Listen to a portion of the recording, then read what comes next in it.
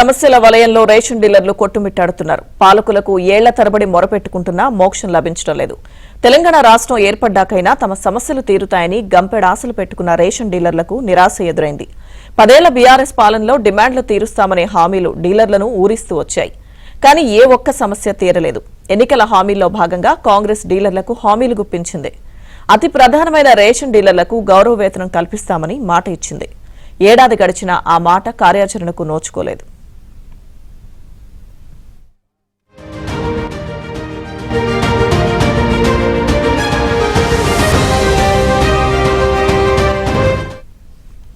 కేరళ, తమిళనాడు రాష్ట్రాల్లో గౌరవ వేతనం కల్పిస్తున్న తరుణంలో తెలంగాణలో డీలర్లకు గౌరవ వేతనం ఇవ్వాలని పట్టుబడుతున్నారు.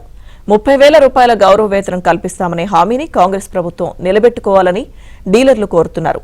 రేషన్ డీలర్లకు కమిషన్ డబ్బులు ప్రతి నెల క్రమంగా అందడం లేదని డీలర్లు ఆవేదన వ్యక్తం చేస్తున్నారు. ఇక నెలవారీగా డబ్బులు అందకపోవడంతో డీలర్లు ఆర్థిక ఇబ్బందులు ఎదుర్కొంటున్నామని చెబుతున్నారు.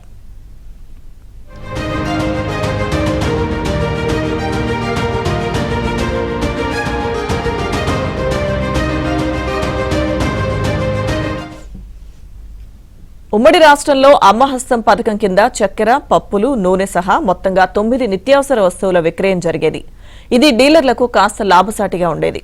అనంతరం బీఆర్ఎస్ ప్రభుత్వం వచ్చాక అమ్మహస్తం పథకం నిలిచిపోయింది. కేవలం బియ్యం పంపిణీకే రేషన్ షాపులు పరిమితమయ్యాయి. తిరిగి నిత్యావసరాల విక్రయం జరిపేలా కాంగ్రెస్ ప్రభుత్వం చర్యలు తీసుకోవాలని డీలర్లు వేడుకుంటున్నారు.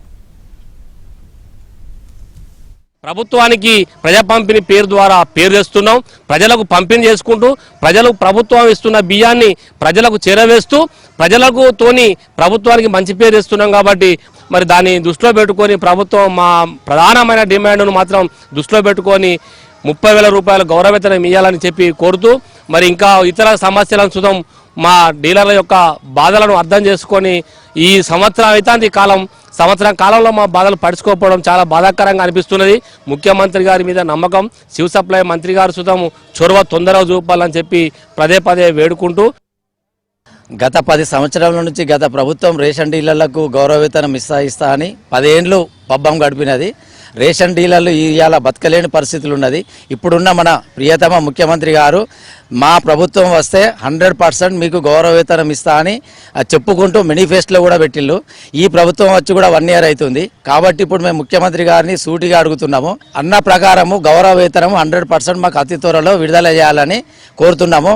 మళ్ళీ ముఖ్యంగా ఈయన గత ప్రభుత్వంలో ర్యాలీలు, ధర్నాలు ఎన్నో చేసినా కానీ మమ్మల్ని ఆశ పెట్టి గౌరవ వేతనం ఇస్తా అని చెప్పి అపాయింట్మెంట్ ఇవ్వకుండా కూడా తిప్పుకున్నారు. దయచేసి ఇప్పుడున్న ముఖ్యమంత్రి గారు 100% మాకు గౌరవ వేతనం వెంటనే ప్రకటించాలని తెలంగాణ రాష్ట్ర రేషన్ డీలర్లు అందరి తరఫున కోరుకుంటున్నాం.